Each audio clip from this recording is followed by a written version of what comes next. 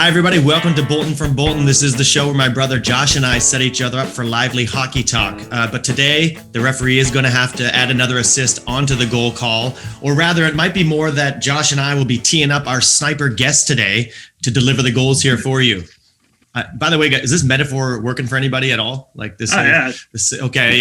Beautiful. Yeah, Beautiful. All right. Now, I'll introduce our guest in a moment. You can see anyway if you're familiar with him. But just a quick word for regular listeners on what's happening here at all. It's a little bit different. This podcast, typically, the idea of it is to be a big excuse, basically, for me to talk to my brother more often, but hopefully in a way that people might enjoy listening in on as we discuss the game we love and have experience and perspective in. But, we both thought it would be really extra fun for both of us if we invited some old friends, teammates, coaches, and others connected to the game to, uncover stories and perspectives that will help us all keep in mind why we love this game and uncover, how sports shapes people's character in their lives and why sports and our beloved game of hockey brings people together. And of course, we can have wicked fun doing this. So I hope you all enjoy hitting the roots of the game as we continue to invite other guests.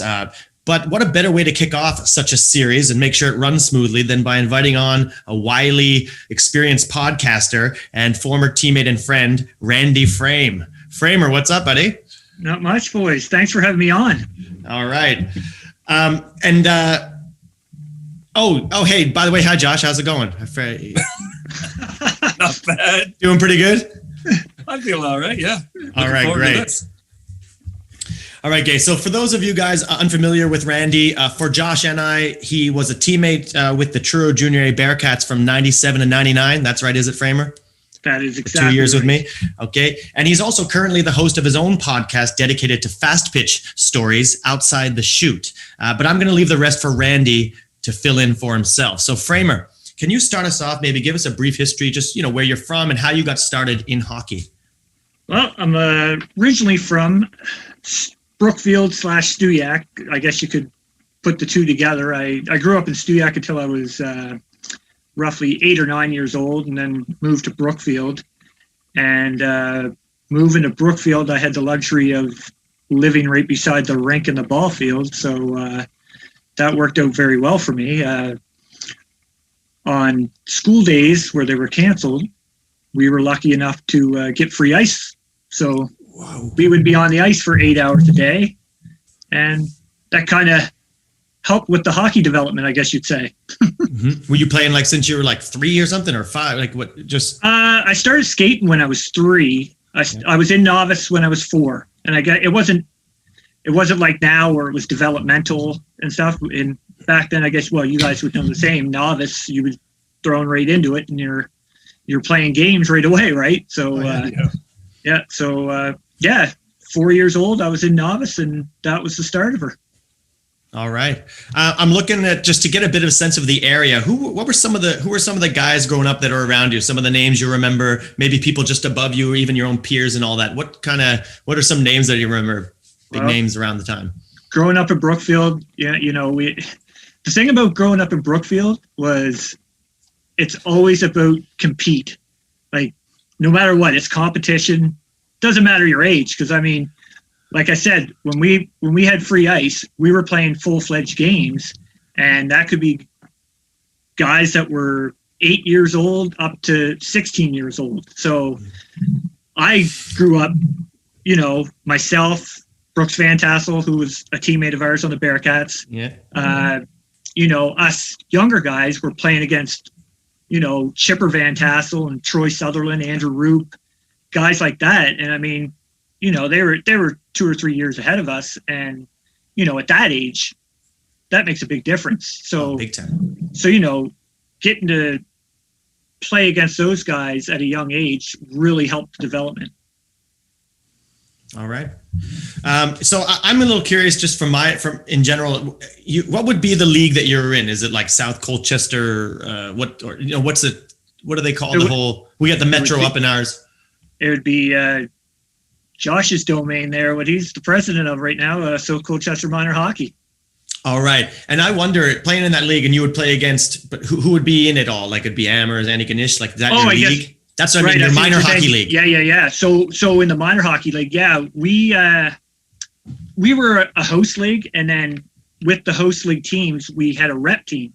Mm-hmm. So back then it would have been, I consider C hockey, I guess, would be the rep team. So, our host league would consist of, 2 or 3 teams that are Brookfield, 2 or 3 teams that are Truro, DeBert, Tattabagush, like that. And that's who we primarily play. And then, come later on when we get in the March break tournaments or, the Joe LeMontang, we'd be playing teams that we were, not accustomed to. And it was always fun to see the new competition. Yeah. And that's what I was wondering about. I was wondering just at what point do you become aware of people around the province and in the Metro League? Because we just know Halifax, Bedford, Sackville, we're playing all in these teams. And then I'm not really paying much attention to what, I don't know, a Randy Frame or a Mike McKay or something. It's all something that's not there. And then you go to a tournament and you start to become aware of these guys. It was all focused on in your area and the competition there. Is that it? Right. Well, I guess I became more noticeable of the other teams from across the province when I started playing AAA in Truro, which was my second year of Pee Wee. Yeah. So, at that point, then that's when I started taking notice of, the Cole Harbors, the Halifax Hawks, the Amherst Ramblers, or, you know what I mean? Those teams. And then me with my memory, you guys know, I kind of, I don't know, what do you call it? I just have a knack for remembering things, I guess it is. And that was the same thing with players growing up. I would remember guys, who were they around lines with, playing against Pictou County when I was with Truro. I knew that, they had Mike McKay, they had, Jeff Monroe, they had Matt McGilvery, they had all those guys. And I'm not even saying John Sim and Colin White, you know what I mean? Derek Walser, those guys, oh my God, come on. So, I mean, that was the extent of it when I started to realize, the other associations across the province. Yeah. All right. So I'm just curious, just in general, what are some of your highlights or memories of minor hockey in general? Just what is minor hockey? Just anything that comes to mind at all? I think and I'm talking pre midget days and all that. Kind of minor hockey. I would say my first year of Pee Wee, I would say with the Sedman tournament, we had our rep team out of Brookfield. We were called the Sun Alliance, and I can remember we played in the Sedman tournament, and we weren't supposed to do anything big, but I mean, we ended up going pretty far in that tournament, and we were playing against teams from all over Atlantic Canada in the Sedman tournament, of course, and we were playing teams above us, B teams, and we ended up beating them. And at that point, it's but I mean, at the time we had myself, Brooks, Craig White, who was amazing on defense, and Josh, and I know you know Craig. You might be married into the family.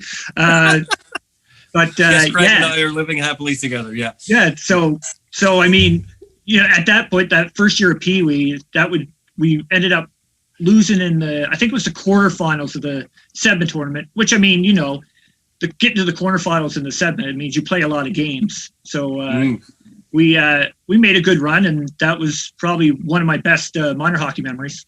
Yeah, the Sedman, for people who are unaware, it was a giant tournament in kind of Metro at Halifax area, Dartmouth, and it's sometimes I remember it being as many as 32 teams in one division, say in a novice division, and then there's the Adams, and it's do you guys remember? Is that right? Am I? Oh yeah, it was huge. Okay, it's still huge. It's huger than that now. It's amazing. It's there's so many teams there. Randy has such a good memory. He could probably remember what everybody bought at the canteen in game 2. That's the kind of details he remembers. Well, I remember it was our first year of Bantam AAA. Mm-hmm. We ended up playing a team from Russia that went to the Sedman tournament. If you guys remember a team from Russia going there? 100%. We were just talking about this a couple nights ago, maybe, or last night. We had an exhibition game when I was in Bantam. Same thing, Cole Harbor against that team. So they must have had a few exhibition games before the tournament. So we played them at Cole Harbor Place, tied them 4-4. It was awesome. The place was just packed. Yeah. It was just a pumping time. Yeah. The one thing I remember from playing that team was how strong they were on the puck. Like they were crazy strong in the puck. I mean, they didn't have very nice gear at that time. I think they actually had to scrounge some gear together for the Sedma, but I just remember how strong they were in the puck. That was impressive. Wow. All right. Well, that's all amazing. I hesitate to say anything about anything because, and we're really blessed listeners today to get Randy Frame on to be with the memory, because we got Josh and I here. I mean, my wife has to tell me, who some of my family members are sometimes and stuff, right? I wouldn't even know what's going on. Like, so thank you for having Framer here to just keep it on the rails here. I guess we'll move up then. I mean, if anything occurs to you later, you come back to minor hockey any moment you like. But I'm going to ask you now about getting into midget. You play with the Pictou County Weeks, right? Construction. So how did you get into the Weeks, and what was that all about? And get us into midget. Well, the funny thing is, my second year of Bantam, like going into midget, they didn't have the territorial rule in place at that time. Mm-hmm. So during that season, I was getting letters from Cole Harbour, I was getting letters from Halifax, I was getting letters from the Subways, and of course Pictou. And then over that summer is when they brought in the territorial thing, where you had to go. Like I had to go to Pictou County. Oh, but I mean, okay. But the thing is, I was about to say you would have blown that one. You didn't come join us on the Subways. Well, the thing is, I honestly was leaning to go there because of the Canada Games, and Steve was coaching, right? Steve Kroll. Yeah. And I was still in the running for the team. So in my head, I was like, well, it makes most sense for me to go to Dartmouth, to try and get a spot on the Canada Games team. But then they brought in that rule, and, going to Pictou was amazing. Like that, it was 2 years that, 2 of the best years of my life going there. That, I can remember first training camp, like the first on-ice session, and Huey Sim, the late Huey Sim, who unfortunately passed away a couple weeks ago. Is that right? Yeah. His practices and his demeanor was something that, unless you've seen it before, you're like, what is going on right now? What's his demeanor? What is that? Give us a... Oh, just so intense. And when Huey talked, you listened. And, coming from, Truro minor hockey, my 2 years at Bantam, our coaches, Roy Guthrow and Peter Brocklehurst,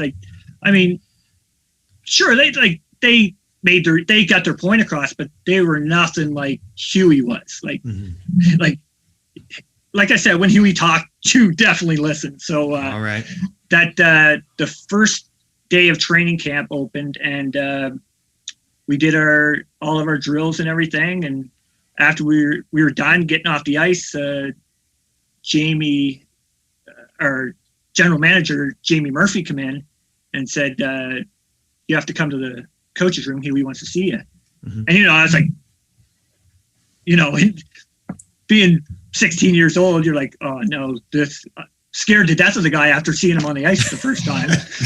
So go in, and I walk in, and he says, so do you want to play for Pictou this year? And I was like, 100% I do. Like, of course I do. But so he's like, well, sign here. So got signed after the first on-ice session, and I was like, whoa. Like, wow. So then I realized, okay, let's do this. Man, you guys were awesome. The Pictou Weeks, if you recall, Josh, that was always kind of the biggest rival in the kind of the Maritime League, I felt, right? Obviously, there were big rivals everywhere, tough teams, but the Pictou County Weeks, holy crap. What do you remember about any of that time, though? Like after you're on the team, anything to do with some of the runs, anything just in general about your time and your team? And well, the first year we had the team, actually, I'll kind of go back a bit. If you guys remember the whole back in when we were in Bantam, the whole Justin Johnson saga with us and Amherst. Yep. Yes. So we get to training camp, and all of us are all together in one dressing room, and you could have cut the tension with a knife. It was that crazy. But you know what? After we all made the team, like all the guys that were involved in that whole incident, all of us made the team and ended up, being becoming the best of friends, which is, Yeah. that's one of those things. But Framer, can you bring us into that a bit? Bring us back to that saga. So a lot of people don't even know what you're talking about. Right. So in Bantam, we were in a provincial playdowns against Amherst, and we were playing the game in Oxford. It was game 1, and Justin Johnson on our team, who's Indigenous, he was getting racial slurs thrown at him, like really, really bad. Not only from players, but from parents as well. And, in the Oxford rink back in those days, they had that mesh around the back. They didn't have glass. So, parents could say whatever they wanted through that. And, Justin was getting spit on, and it was terrible. And, it made national news, and, it was just a really unfortunate incident that's happened back then. Yeah, we're talking early to mid 90s, and Randy mentioned the Canada Games leading up. I believe it was the games of 1995. Yeah, was that year. So this is all in those couple of years, just for listener reference. Yeah, this would have been 94. This would have been 94. And this was national news and stuff, wasn't he? Was it Bobby Orr or something was hanging out with and everything? And Gordie Howe. Gordie Howe, right? So yeah. All this stuff. I mean, this was a big deal. And Justin, he was one of the funniest dudes ever.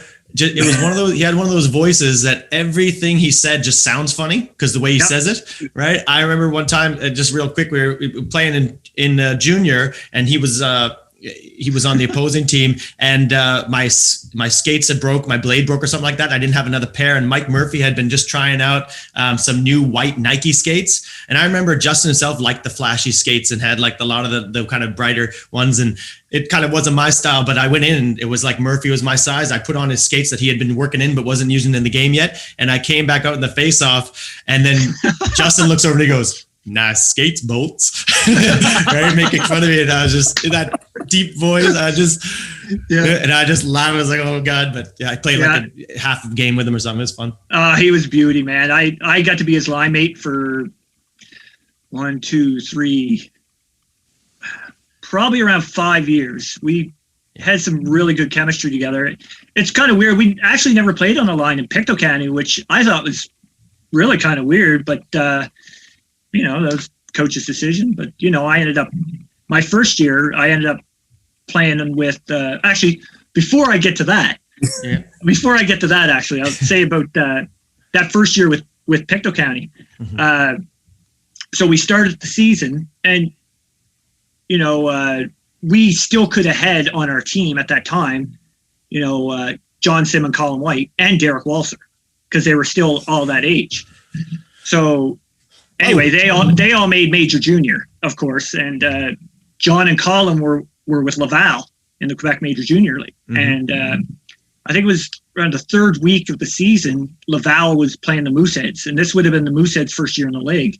So our whole team went to watch Laval play the Mooseheads because John and Colin were playing. And watching, I can remember this plain as day, seeing them come out for warm up, thinking, holy cow, I could be playing with these guys right now. And at that time, I think Laval was kind of biased towards, the French guys and didn't really play the English guys because John and Colin hardly played at all in the game that we watched them. And now I was like, what is going on here? Like, and the shifts they were on, I was like, they're probably two of the best players on the ice. I know, future NHLers. Yeah. So anyway, 2 weeks later, Colin White walks into our dressing room with his gear bag. And I was like, oh my God, we have Colin. So funny story, first practice with Colin. We're doing a drill where Huey would dump the puck in the corner and the forward would have, a couple steps on the D, and the D had to try to go into the corner to angle the guy out. And it was more or less a one-on-one drill, right? Yeah. And the forward had to try to get the puck out, and the goalie was in net and had to try and score. So anyway, I ended up going with Colin, and I got the jump on him, and I got to the puck, and I kind of made a move, and he fell for it. I don't know how he fell for it, but anyway, I was able to walk out, and I ended up scoring. Well, my next time in line, he wasn't supposed to be with me, but he grabbed the guy in front of him and said, "I'm going." And did you see that before you went? Did you see that he did that? Yep. I was like, oh no. So anyway, Huey dumped the puck in the corner, and Colin left at the same time as me. Before I even got to the corner, he had a hold of my shoulder pads, lifted me up off the ice, and threw me into the glass. And of course, I was down on the ice, and he just stood over top of me, and he's like, what did he say? He said something along the lines of, "Don't be trying that pansy ass bleep, bleep, bleep with me," or something like that. I was like, "Yes, sir." So anyway, so that was my first practice with Colin White. But after that, man, he absolute beauty, like just down to earth, and just would do anything for your team. And of course, look at the career he went on to have with New Jersey and the Cups and whatnot. And then at 2 weeks after that, John showed up. So then John and I were line mates it was me, John, and Mike McKay on the line. And wow. For until right after Christmas, and then John went to Sarnia, and John more or less got me up into the upper echelons of the point scoring race there, and so it made me look good. And but no, they were awesome to play with. Pass it to Will, Fresh Prince. Yeah, just just give it to him, and give it to Simmer. Yeah, it's good times getting those kind of players. You can just chip the puck out of the zone and pick up points. Yeah, right? exactly. It's awesome. Yeah. Anyway, okay. Anything else to do with midget? Anything you remember with battles with the subways now? Anything to do with us and all that? I can remember that the first year in midget. No, sorry. It was the second year. So that the second year, I knew going into the season that pretty much it was probably going to be us and you guys in the finals, based on what, how the rosters looked. I was like, well, obviously Dartmouth is stacked, especially getting Kenny McPherson from the Novas. Kenny G. I was like, wow, that's a big pickup. And I mean, we picked up a few guys from the Novas as well, like Ricky Glenn and Jared Crawford ended up coming to us. He wouldn't have been with us if the Nova had been there. So, I can remember midway through that second season in midget, we were playing you guys. You guys were over for 2 games in Pictou. And I was hovering around the top 5 in scoring at that time. And I remember picking the puck up in our end, and back then I had kind of good speed, I'd say. Yeah. You could say it. I could say it. Anyway, I got a few lanes going through the neutral zone, and I remember coming in on it was Robbie Dixon and Ryan Dodge. Oh, good luck with that. I ended up doing partially remember Lemieux's goal against Minnesota in the 91 Cup Finals against Minnesota? Who doesn't remember that? I partially kind of did that to them and ended up scoring.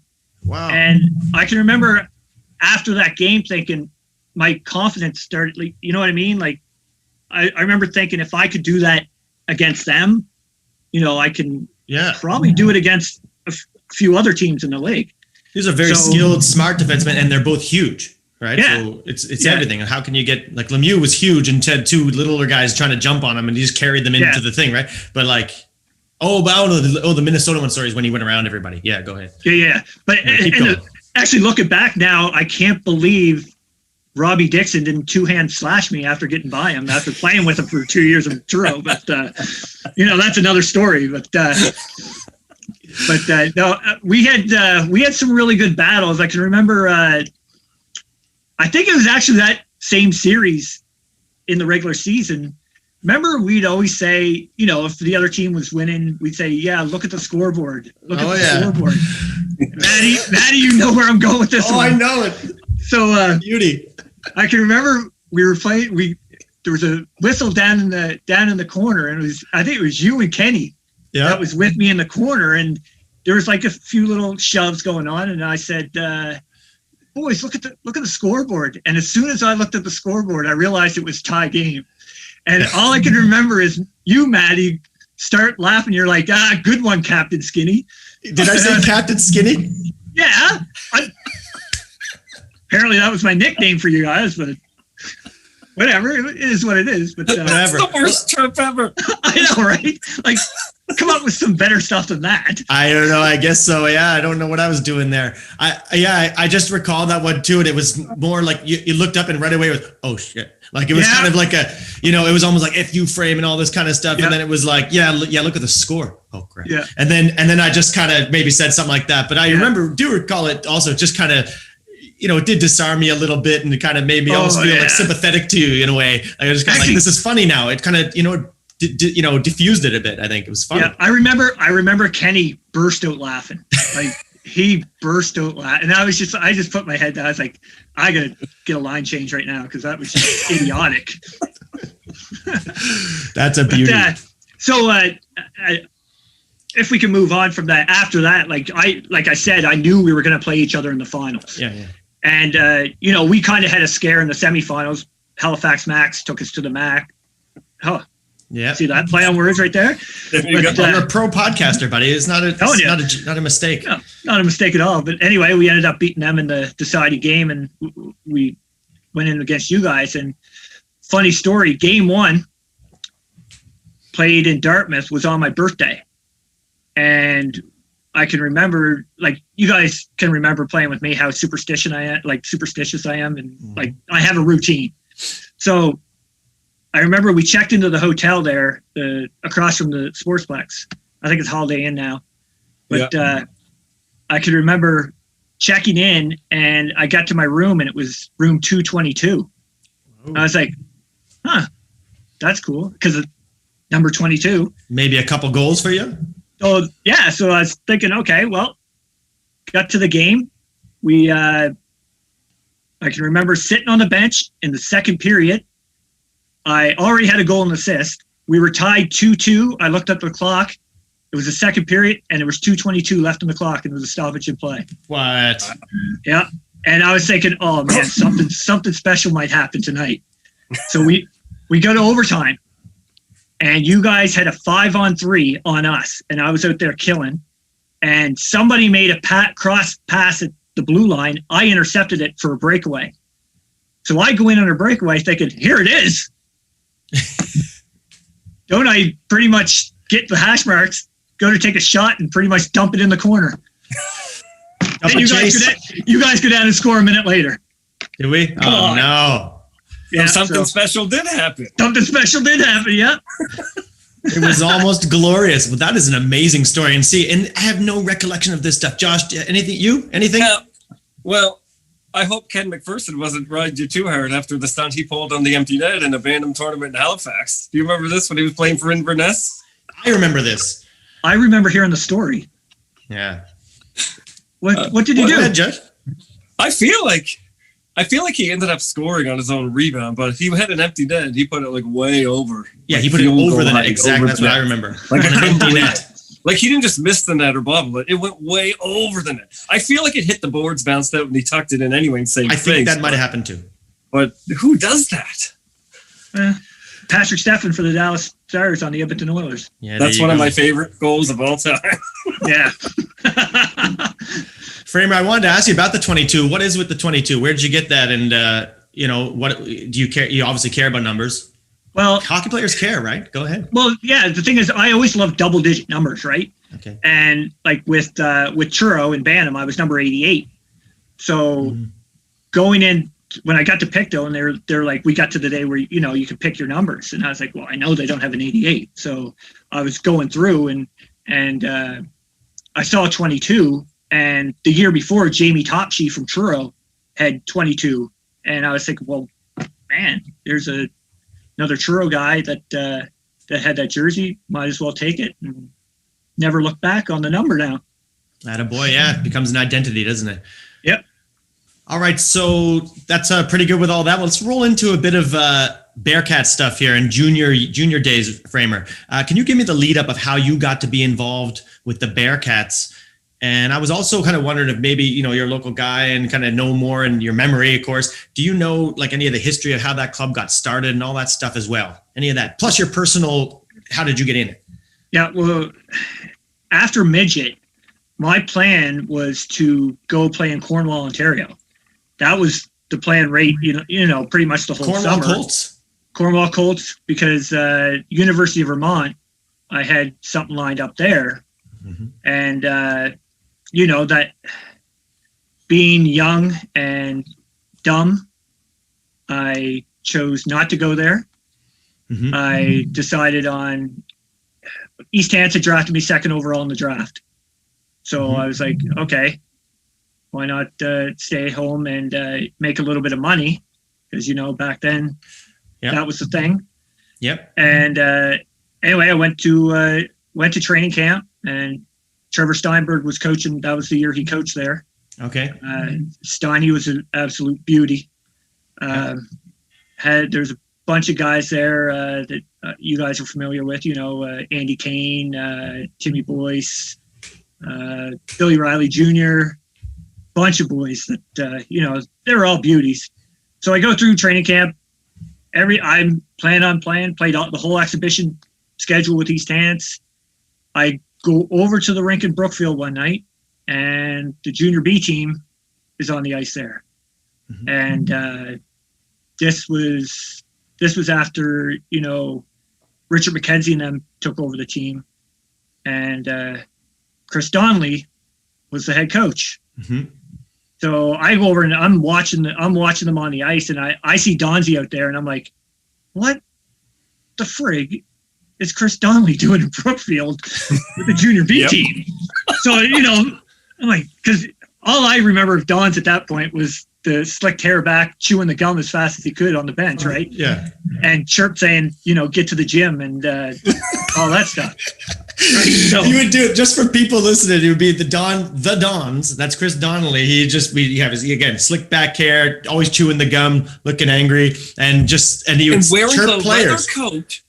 Yeah, we had team leather jackets. That's what all the midget teams had. And he would have his sleeves rolled up halfway with the leather coat. And he had the Danny Zuko hair grease and the gum and the toothpick and all that. And he just got the sleeves going. And you just like those subtle chirps. It was awesome. Yeah, hence the nickname the Dons. And as you said, chirping players, midget players. He's a coach, right? So someone like Framer on the Pictou County Weeks would be going by, and he'd come and saying something to our bench, and he'd be like, get to the gym, that kind of stuff, and just chirp, just like you said. I love that. But anyway, so you the Dons. Yeah. So anyway, I ended up watching the practice, because a lot of my friends were on the team, and we're trying out, Brooks Van Tassel and Chipper and a bunch of those guys. So they get off. I'm waiting for them to get off the ice because, in Brookfield, after everything's done, we'll either go play some sort of game for insane challenges, for stakes, because that's what we did. Mm-hmm. Or just stay at the rink and shoot the breeze, if you will. So they get off the ice, and Dons comes over and stands next to me, and he's like, Framer, how you doing? So anyway, we end up talking. He's like, so what's your plans? I don't know if I'm getting Dons into any trouble here with these. I see. What's going on? Well, it's pretty old school, news. Yeah, not like it matters now. He has a very good career now. So, anyway, he was more or less, asking me what I was doing. I was like, well, I'm playing with East Hants. And he's like, sure you don't want to play junior B? And I was like, no. I said, I think I'm gonna, stick with junior A. So anyway, that's how he left it at that. And anyway, I was talking to the guys that were, going to be playing on the team, and they said they were hearing rumors that Truro was getting a junior A team. That's why Don's was up in Brookfield. And I was like, okay, well, I guess that kind of makes sense, but I never heard anything about Truro getting a junior A team. So it was just a few days later, to knock on my door. and it's Chris Donnelly. And we went outside and talked, and he's like, here's what's going on. He's like, Truro's getting a team, going to be called the Bearcats. Steve Kroll's going to be the head coach with myself and I think Fuji. Yeah. Fuji. Yeah. So he said, Stu's the owner of the team. And I was like, wow. He's like, so here's what you could possibly do is you could, come play junior B in Brookfield, and it would make it easier for us to make a trade with East Hants to get you, as opposed to you playing a full season there and, possibly, raising your stakes. And I was like, well, I guess that, kind of makes sense. So, and, he left, he just left it at that. He didn't pressure me or anything. And I went inside and I called, Brooksy and a couple other guys. And I said, here's what's going on. And, what the boys are like, they're like, man, come play. Imagine how much fun that would be. And, you get to play in your backyard. And at that point I was like, you know what? The opportunity to be able to play in Truro for a junior A team, I knew it was going to fly. Like, I knew it was going to be huge. So I was kind of like, let's do it. So I got a hold of Donzie and said, I'll come. And I don't think East Hants was too happy about it. But I no-showed on them day before the regular season. And I really didn't say anything, which I really regret now, as a grown-up. Yeah. But at that age, you're really naive and thinking nothing phases you. But so yeah. Anyway, I played that year. Go ahead, Matty. Well, did that ever play out in later in when you played against East Hants with us? Did you feel anything like that? No, because Stoney was gone. Stoney just coached that 1 year and then ended up going to SMU, right? Yeah. I think if Stoney had stayed in East Hants, I think something could have happened, and but then again, we ended up getting Russell at Christmas time. So what would have happened to me? But anyway, back to the junior B. I ended up playing that season for Dons, and honestly, it was one of the funnest years I had. Getting to play a year of really competitive hockey with a lot of my really good friends was something that I absolutely cherish to this day. Mm-hmm. It had to be. All right. Okay, so that's all that. And was Dougie on that team too? Dougie Clarkman played junior B down there? Actually, yeah. By the end of that year, we ended up having, so there ended up being myself, Brooks, Dougie, Mike Murphy, and Ryan Campbell, who started the season with us with the Bearcats. Yeah, Campbell. So all of us were there on it, and also Justin Johnson was there that year. What? He played what kind that of junior year. B team is this? Well, I'll tell you something right now, boys. We led the league in goals for, but I think we also led the league in goals against. Really? Yeah. Yeah, it was ridiculous. I thought Murphy was on that team. Yeah. And that was, if I remember correctly, the first year they played out of Brookfield. It used to be the South Colchester team, but then that's right. So you're a hero that got the Brookfield team to stay in Brookfield, and then you go to Truro. It was the first year of the existence of the Truro Bearcats in Truro. Yeah. So, well, I wouldn't say much of a hero there, but no, they ended up staying in Brookfield the rest of the time. So it worked out. All right. Okay. Well, I guess what about then, before we get to like home opener and a couple other questions, how about then, just because we're on this theme of Brookfield and the Don Henderson Memorial Sports Complex right there, about training camp and preseason, do you have any stories or memories of anything to do with that just stands out to you or not? For the Bearcats? Yeah, just in general. Yeah. I can remember the first 2 days of training camp because Steve asked me to do the clock for the inter-squad games. And I was like, oh, you know what?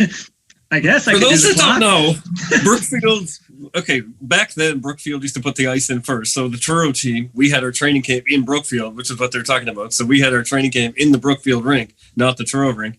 And that clock, even to this day, there's like a secret. It's like having the secret nuclear codes. There's like only 8 people in all of the province that know how to work that clock. Yeah, it's amazing. It was a fidgety thing. Yeah, you had to touch the right buttons there. But actually, I got a question for you guys. When did you guys find out about the Truro team? Josh? I was the same as you. The following year, I was also drafted by East Hants, but like you said, it wasn't Steinberg coaching there, so I kind of pulled the Eric Lindros and weighed my options. East Hants, I don't know, whatever. At the time, and Matt had already played a year in Canada Valley in Ontario, so he was laughing when you said you went to Cornwall and stuff, or was thinking about going to Cornwall because he went to Canada Valley, and so I ended up playing for the Smiths Falls Bears. I started the year there. So the first year of Truro, I wasn't even there for the start of camp. Oh, that's right too. Yeah, I was in. So I didn't really know about the team at all until I heard Matt was going there. Right. I didn't really know what that draft year. I kind of knew they were in the draft and all that, but I wasn't really paying much attention to it. Yeah, exactly. Yeah. So it didn't really occur to me that there was actually a physical team in Truro. Really dawned on me until I heard Matt was going to play there. Right. Okay, and then Josh, you're thinking Smith Falls. It didn't quite work out there, but I find it funny. It kind of doesn't work out in Smith Falls, and then he comes in and falls to Truro, and it's a couple 30-goal years, and then a 40-goal year in junior. And wasn't it the Smith Falls guy ran into Growler later? This is a Framer show, but this is a great story. Go ahead, Josh, tell us that one. It's funny. Chris Barnett played with me in the subways my second year, right? And then we ended up going to Smith Falls. He ended up going there as well, so we kind of hung out a lot. And he ended up staying. And like I said, East Hants drafted me, and I didn't go. I went to Smiths Falls anyway. So while I was gone, there was a trade done for me to Truro. And so when things weren't going the greatest in Smiths Falls, their team sort of started off a little bit rocky. And then when I left, I found out later, talking to Barney all the time, that the coach basically just lost control, and they just skated all the time. It didn't really accomplish much. It wasn't a very fun year for a lot of it. So I kind of lucked out coming back anyway, and I wasn't really getting a fair crack there. And so I ended up having some pretty good success in Truro, quite a few goals. 100%. And then a couple of years later, Truro hosted, I think, the Fred Page Cup, whatever. And, that was the year after we were done. Right. Yes. Yeah. So that coach that from Smiths Falls was down for the tournament, and he started talking to Steve, and Steve was like, I think I had one of your players. And Steve was like, yeah, Josh Boulton. You had one of my players, Josh Boulton. And he was like, how did he ever turn out anyway? And Steve's like, leading goal scorer of the franchise. But he was like, oh, okay. That's amazing. Oh, that's awesome. And Steve, great story. Hardly cracked a smile, just kind of said it and then stood there. That's Growler's style, isn't it? 100%. Yeah, 100%. Yeah. Maddie, how'd you find out? I'll try to be as quick. It was basically that same thing they used to have that, or I don't know if they still did the draft for the Maritime League. And I think I went fine over there, 15 rounds at that time. And I'm pretty sure I went 15th round, to the Olins, right? So I'm in the Olin Exports. And I remember I actually, in training camp, I showed up there the first time, and I was on a line with, was it Mike Sim or John Sim I would have been on with? Mike. So I was on a line with Mike Sim, and it was awesome. I was like, this is great, training camp. And then, and it started to come up the idea, talking with Craig Hillier, he's playing in Ottawa 67s, and just they kind of knew some people up in there in the Central League and all that, and a few of the coaches. So they said, why don't you go up and try out in Canada? I know Archie Mulligan, the coach there, and we'll just drive up and see. And if it works out, you stay. And if not, I was going to go home. So I actually went in the car with Craig. We drove ahead of our parents, and because he'd taken his car up to have there, and we went all the way up. I just packed all my gear, and I basically went AWOL too. I left. I didn't tell the Olins when I was leaving. Sorry, Jimbo. I just left and went, and then had a good camp there. And the guy said, here you go, right? So I stayed in Canada, and we had a great year. That was the year I played with. I did what happened in my career turned out to be a classic. Routine was starting out to be a third line center, and ended up first line right wing by Christmas. So I was on with it's the center, and he had like 50 goals in the league. He went on, got a full ride to Nebraska later. Jason White, Nice. he's a great player, and he was my centerman. But we had so many good all-stars. Ken Huskins is on that team. He won a cup with Anaheim, and Yep. all kinds of great players on that team. So we went right to the World Bank Cup. It was in Summerside, and we won't tell the whole story there, but we didn't quite get to the final, and but I think if we got that final, we would have won. And anyway, so it was a whole great season and all that. And thinking with that, you think, I'm going to go right back. But being an 18-year-old, you look back on these things, and imagine me now living in Korea, but I was homesick at the time. The whole time while I was playing there, even though I had a great year. And when Growler put to me, Steve Kroll called me up and said, we're starting a new, expansion franchise in Truro. I'm going to pick up a lot of the players from the Subways team that we all had, right? And I'm going to get these guys and this and that. What I'd like to do is maybe trade for you. And then you don't have to come play this year. You can play another year in Canada or whatever. If you want, come back as a 20-year-old, but whatever. But what do you think of that? And I said, well, it sounds pretty good. And then, so he went ahead with it. And then I, ended up telling my coach, I want to play my last 2 years in Nova Scotia, near my hometown with, with my buddies. And it was pretty, whatever. But of course, it was two of the best years I ever had in hockey, just as we all know, we enjoyed. And that's kind of how it went down. Well, you got to tell the rest of that, because you were saying how, you walked out of training camp and Jimbo and all that. But I'm not so sure Jimbo would have noticed you were gone. Oh, yeah. This is Framer, I have to see. I gotta get Growler on, make sure maybe we'll have Growler on the show, but we gotta double check this one. But as far as I understand the story, I remember him telling me a story maybe in his office when he actually got it. He said that because he traded from the Olins for me, right? And he's really going after Andy Brown, D Brown, from the Olins, and he had Chris O'Donnell's rights. So and of course he would be well sought after, and Jimbo would be all lighting up to get Chris O'Donnell. So he was 100%. But Growler really knew he wanted Andy Brown to kind of solidify he's a guy he knew, and he wanted him as his leadership and set the tone. So he said, I want this, I got this. So he traded O'Donnell for Andy Brown, and as far as I understand, he said, why don't you throw in Matt Boulton too? And Jimbo said, who's that?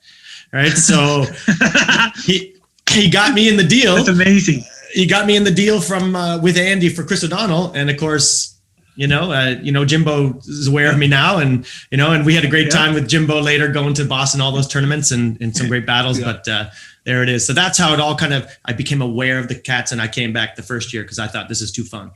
Right on. Now, back to me doing the time clock those first 2 days of training camp.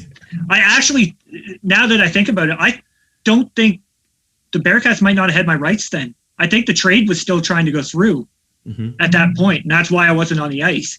I'm not 100% sure on that, but I know I can remember I got traded for Andrew Lowry, and I think some cash might have been exchanged as well. But I can remember watching those first 2 days of training camp and the inter squad games, and I was thinking, wow, this is there's some good players out there, and that first week of training camp is when I really knew how good our team chemistry was going to be, because I don't know, Maddie, if you can remember this, I think right off the get-go, Chris Wilcox kind of set the tone for everybody in that training camp, and as far as guys that he knew that were going to be on the team, and not only him, but Francois Paiement and Brownie and Robbie Dixon, all those guys.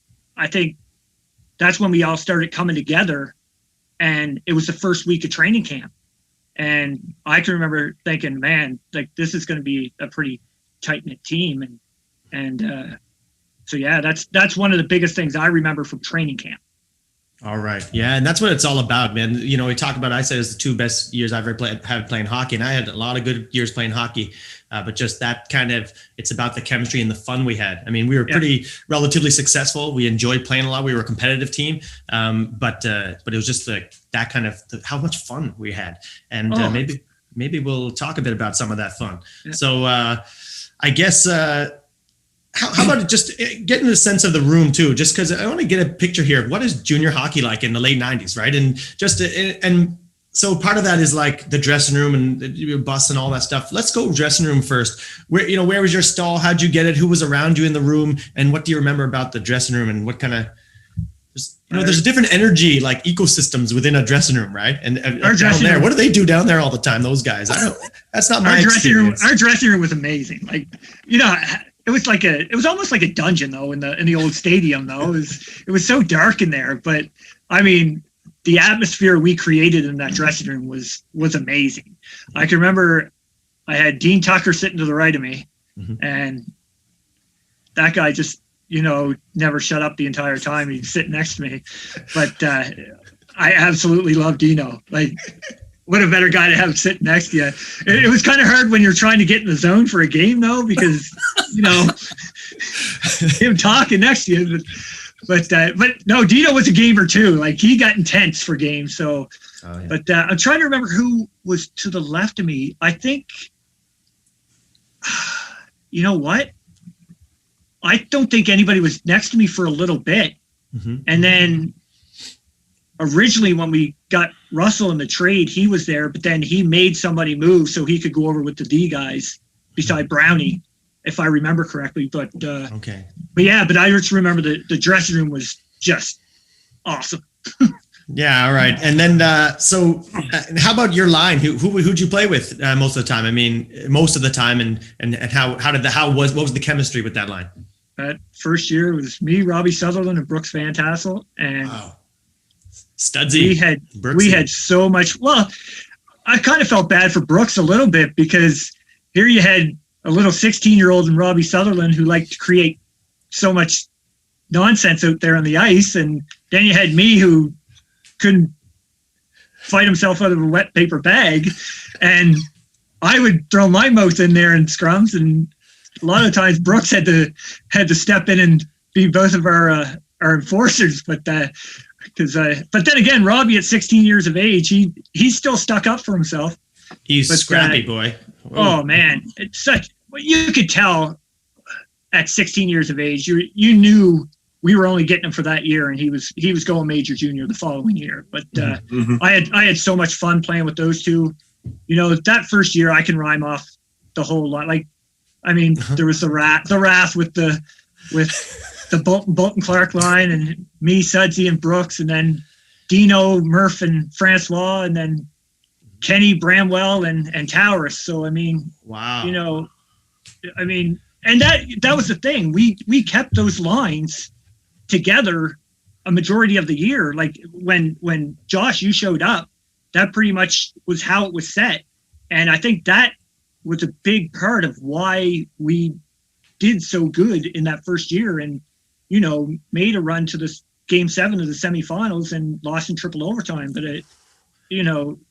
I think that was a reason we were so successful, was because of our team chemistry. Yeah, enter Justin Johnson again, by the way. We mentioned him earlier. Oh, game 7, triple OT. That's a dagger boy that he gave us, isn't it? Funny fact, you guys probably don't know this. He was supposed to play for the Bearcats. Oh, but no. That year, that junior B year that we played together, he left our team right before playoffs. And Donzie wasn't too happy about it and said, that's it. We're really? Okay. Yeah. Well, I don't know how much of a funny. That's more of a tragic fact. That's more, yeah. But I mean, I guess it's not funny. But I guess it's kind of crazy that he was the one to beat us out in triple overtime. Yeah, big time. Yeah, it is. Yeah. Oh well. How about anything to do on the bus or anything? Do you remember where you sat on the bus? Any games you were playing on the bus? Just general memories of that. I can remember always sitting in the middle of the bus, and I'd always sit behind Jeff Carter, because me and Karts would exchange music. Like, he'd always have, he had a what was that, Discman back then. Oh, and I still had a Walkman. so I'd always ask Karts if I could listen to his Discman. Actually, funny story, our first road trip of the season that first year, we played game 1 in East Hants, game 2 was in Charlottetown.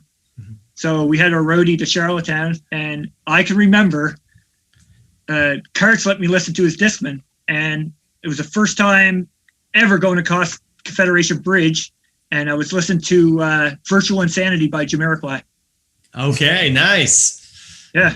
That just makes me dance. I have to dance here. I know, right? And Actually, I just don't dance. If you guys can remember playing against the Abbeys in Charlottetown, remember how loud their goal horn was when they scored? Not particularly. It was like a foghorn that like just shook your insides. Okay. Maddie, your memory is terrible. And it went off quite a bit. These concussions, It man. did go up.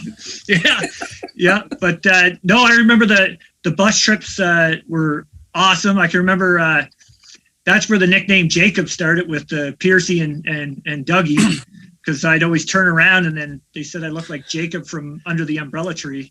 Okay. And so that's where, to this day, Dougie still calls me Jacob. Probably because of the big nose, but it's what it is. A lot of us have big noses. Yeah. Yeah. But you know what? I skipped ahead of something you want to mention, and this is something pretty exciting. Home opener.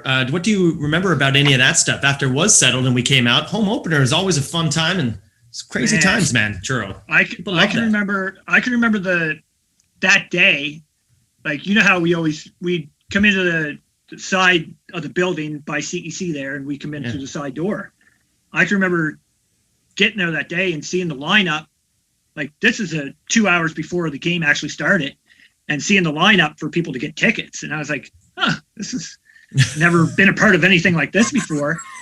And then when they were like, you guys, we had to get ready, and then they put us in order, and we went through the big Bearcat head. I could still remember plain as day, standing back by the Zamboni, waiting for us to go out, and looking and seeing, like, just how many people were in the building. Like, it was packed. You couldn't fit another person in there. And I can remember waiting for my turn to go through that mouth of the Bearcat, thinking, just don't fall. That was my main thing. Just don't fall in front of all these people. But no, ended up getting through there. And I remember we were playing Charlottetown. I actually ended up getting the game-winning goal that game.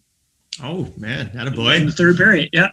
And doing a crazy celly. And you're playing into Josh's hometown hero thing, see? Right away. There you go. The new franchise, the local boy comes in. And the home opener. Yeah, it was pretty cool. It was amazing. Like, you guys, like Maddie, you would remember.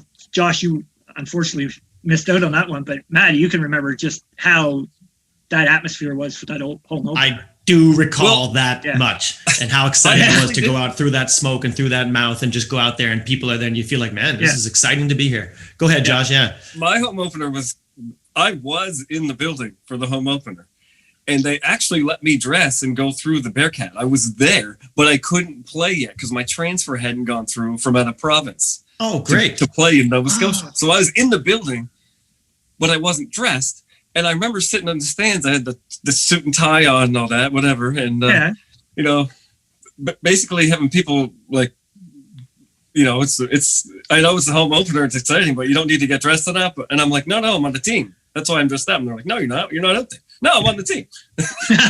Sure you are. Yeah. We haven't seen you in any of the lineups so far. You're not on the game sheets from the last games. No, I'm on the team. Whatever. We'll see. They would figure out soon enough, wouldn't they? Yeah, exactly.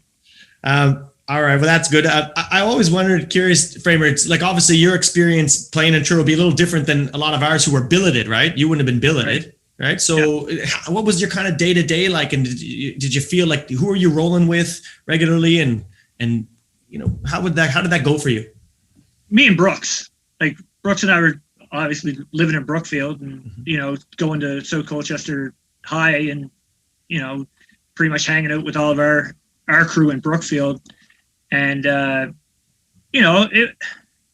it was cool. Like, being in high school, people would recognize you, people that you really didn't associate with would recognize you, because you played for the Bearcats.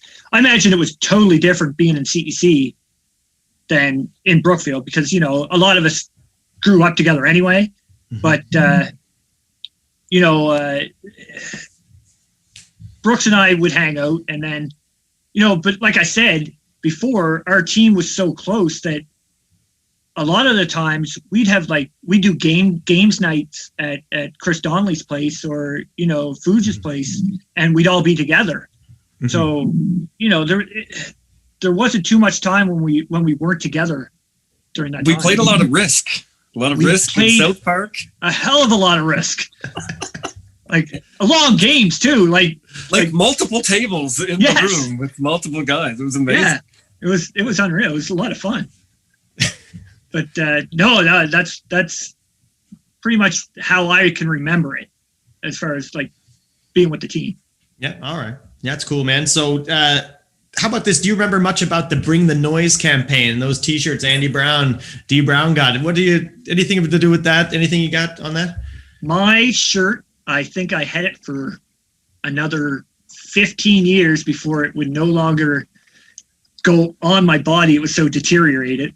Okay. But those shirts were awesome. Like, I wish I could have saved one, just to have, put up in a frame or something, because, that playoff run was unbelievable. Like, that's something that I'll never forget. If we want to jump into that, or do you want to jump into that now, or we'll do whatever we Why got to not? do. Okay. Yeah, man. I'd love to go anywhere. right. Bring the stories. So what I can remember that playoff run in the first year was, I remember, we got East Hants in the first round, and I remember thinking, that we definitely should win this series, and we did. We won in 5 games, I believe. We won in 5 games. 5 games. Check it out. You had it too, Josh. 5 games. Josh, you scored the OT winner, didn't you? In game 1. 4, was it? I Was it game 1? scored the OT winner in game 1 at home, and then we also had an OT winner in game 4 in East Hants. 4 in East Hants. But I shot it, and then it hit Dougie Clark, I think, in like the shin pad or something. And the biggest thing I remember from that goal in East Hants was I went to jump over the boards, and Tucker jumped in front of me, and the end of his stick, boom, caught me right in the jibs. And I can remember, I was like, it stunned me, but I was like still pumped that we ended up winning. I got to the huddle, and I was like, I could feel blood. And I was like, oh, well, we won. So anyway, so yeah, we ended up beating East Hants out, and then playing Dartmouth Olden Exports. That series is by far the most intense thing I've ever been a part of in my life, from sporting. You know what I mean? Like, yeah, we ended up splitting the first 2 games, and then we ended up taking game 3. We were up 2-1. They tied it back up, and then game 5 on, I remember like it was yesterday. Game 5, we ended up having to play at the Metro Center. Yep. And I can remember they shut off the upper bowls, but that lower bowl had to be 3/4 full. And I would say over half the fans were from Truro.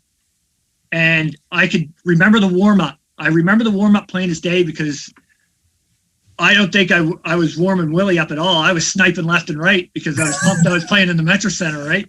So, but I can remember going into the third period, we were down by 1, and Andy Brown was in the box. Yeah. And Sudsy and I were killing to start the period, and Andy was coming out. And I remember him, before he went in the box, he said, "Look for me coming out of the box." And sure enough, it just come around to the sideboards. And I remember him coming out of the box, and he did the curl at center, and I hit him with the pass. He went in on a breakaway and tied the game up. And we went crazy. That's great. So then, like people fantasize every time you're in the box. You fantasize about getting a breakaway. You don't call it and say, "Look for me." Like, how are you going to get that? How do you know you're going to get the puck at the end of the thing? especially it being Andy Brown. Yeah, on top. Yeah. Like, Hey. Sorry, Brownie. I know you're good and all, but you weren't known as being a sniper. But anyway, I remember then we scored another one to take the lead, and they tied it up relatively later on I think it was a high stick, but anyway, they counted it. And then double overtime, Boulton connection comes through for us, and The one thing I can remember about this is after that goal. Remember, we were piled up at center ice. I can remember Mike Murphy on the bottom of the pile just losing his mind, saying, "Get me out of here! Get me out of here! I'm claustrophobic." And he was losing his mind. And so that makes me laugh a little bit. But I felt bad for Murph. Yeah, sorry, Murph. Yeah, but you guys had to remember that goal. Well, I'll remember. 100%. Go ahead, Josh. What? Go ahead with what? Oh, you're just 100%. It looked like you were about to jump on and tell a story about it. No, I just remember the goal. It was so exciting. All my friends were there. The Metro Center, double overtime, 2-on-1 in overtime, and you passed it over to me. And then that the was quote in the loud. paper. That was loud. Like, that was when nuts. he scored. The quote in the paper, that's what I'm talking about. So we go down, Framer, and you can go ahead and tell it, Josh, but I'll just go on. We go down, I'm off wing, so I'm looking shot. Growl always said, shoot, just shoot first. You got a shot, shoot. But I'm kind of, I'm looking, and then I have it, and I see, obviously you want to have Josh shoot instead of me. So I just want to take a look, wait, and then give a little bit of a sauce over the guy's stick there, land perfectly onto Josh's blade, and then he just puts it the opposite way, right? And then it's all over, and we just freak out and go crazy, right? But I don't know. Josh didn't think there was all the sauce on it. So go ahead, Josh, tell him. There was like 90, I couldn't believe it.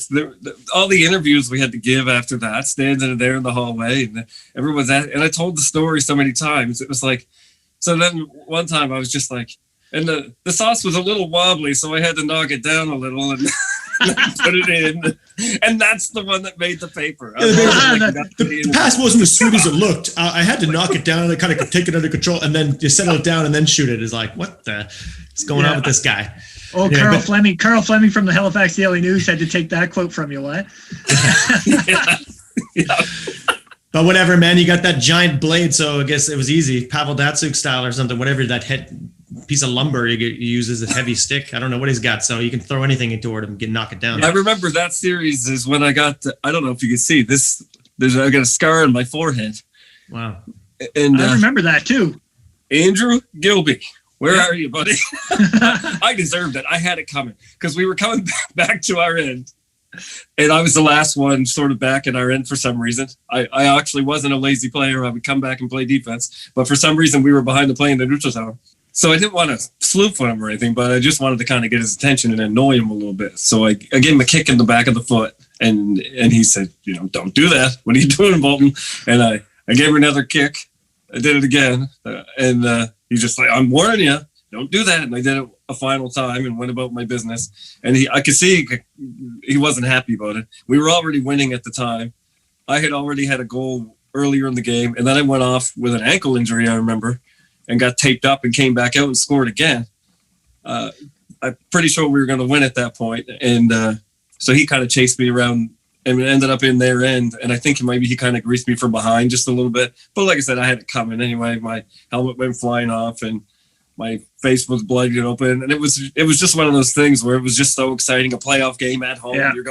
You're going up in the series and you're leaving the ice with blood coming down your face. And you just Jeez, I don't remember Josh's helmet ever coming off ever. Do you remember anything like that? No, never. Like, what? Come on. That's like yard sale.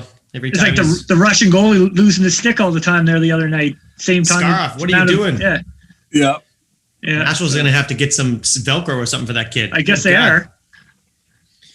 All right, so Framer, take us, buddy. We're in Game 5. We're on top of the world.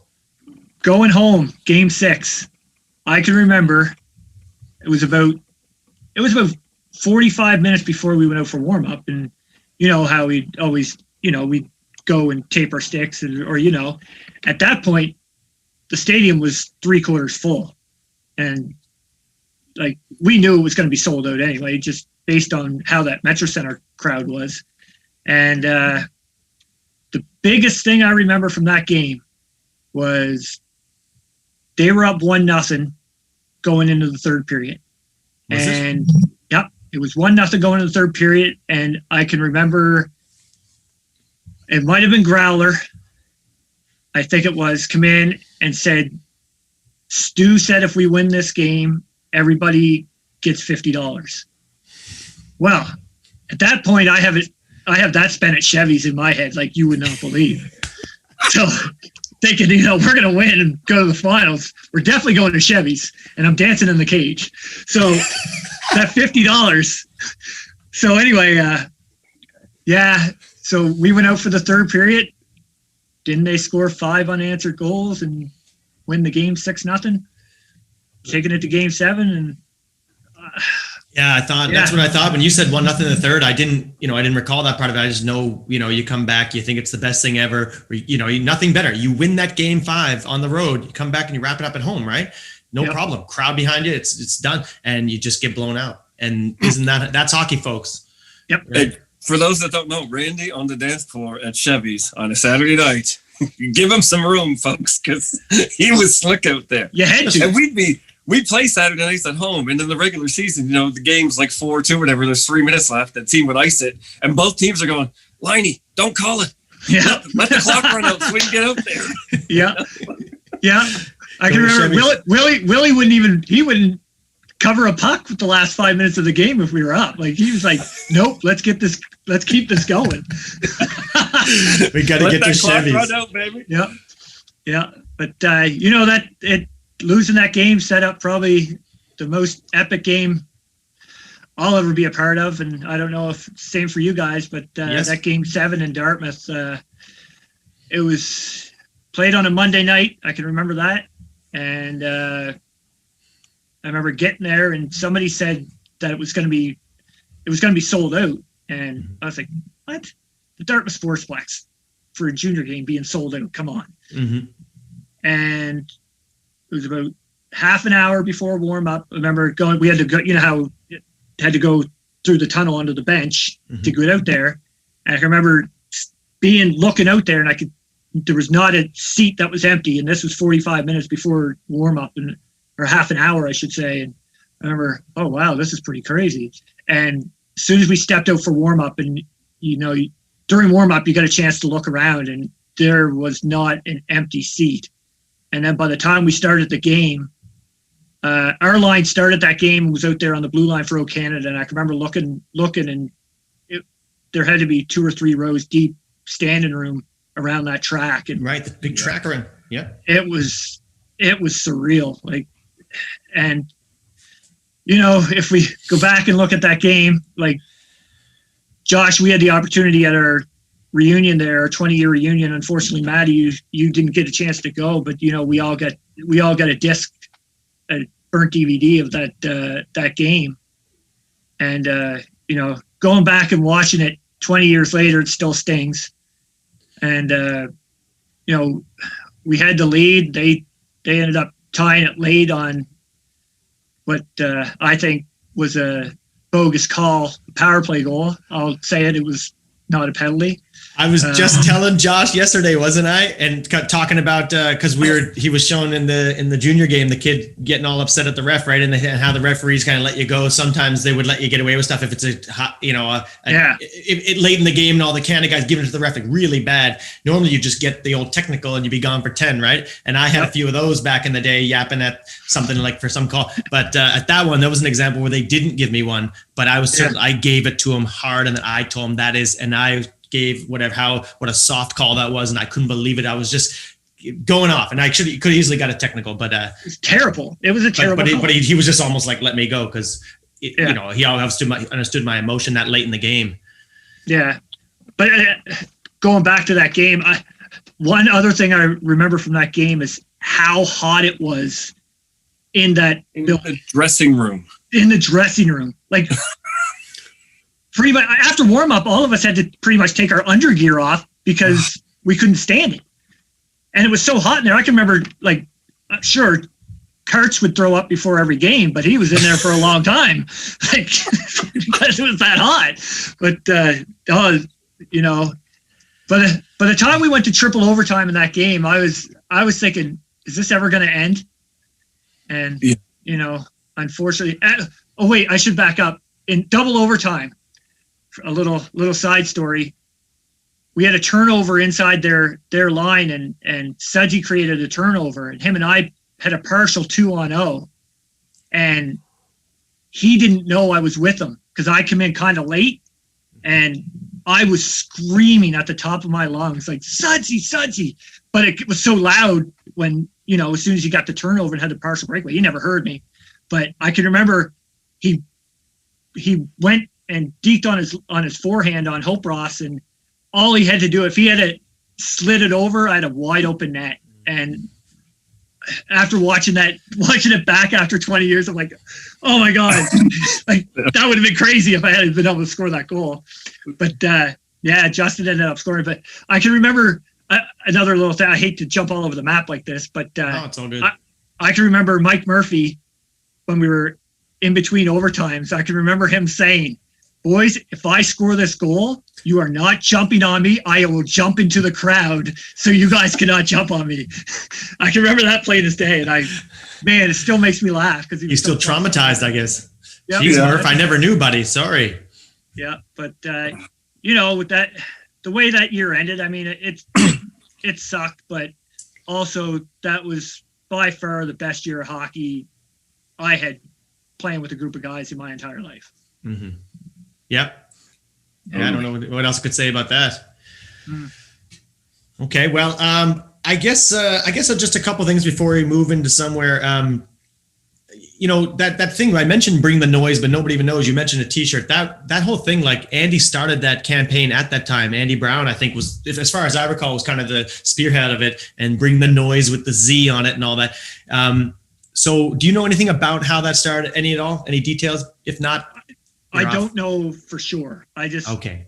It definitely sounded like something that, it sounded like a conglomeration between you and Andy, actually, because at that time, that's something you would come up with. Is that right? Okay. Anyway, we had to bring the noise. Go ahead, Josh. No. Oh, I'm just laughing at you and your whole Sugar Ray look and everything, and bring the noise. Yeah. Or Josh doing this. Spocking out. Yeah. Anyway. So that was awesome. We had Bring the Noise. Another one that was funny, Framer. We had the Growler came out with those Christmas T-shirts where he had the Bearcat logo on the front and then some kind of expression on the back. And it was obviously seemed to be Growler, Steve Kroll's perspective, I guess, what he thought. I think he was making up the sayings. So we all had our own personalized one that he gave out at Christmas. Do you recall what yours said? Mine said, "Why can't I give all my sticks away? I have plenty in my stall."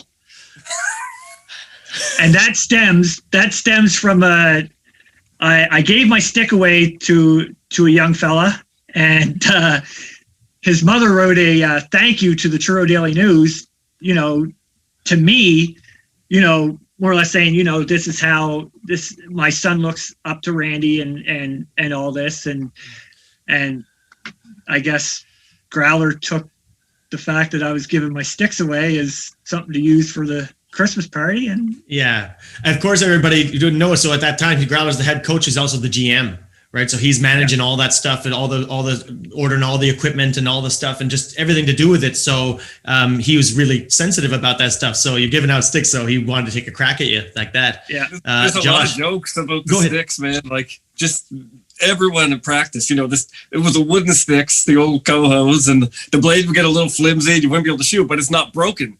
So you got to do something to justify them getting you a new stick. So guys would be like, subtly chipping them against the boards or kind of trying to finish them off a little bit. And Steve would always, the one thing about me, he would always give it to people. I think he would say this in his sleep. And look at Jockbone. He only used 6 sticks in 2 years. That's all he used. And he gets enough goals. So why can't you? And it's like...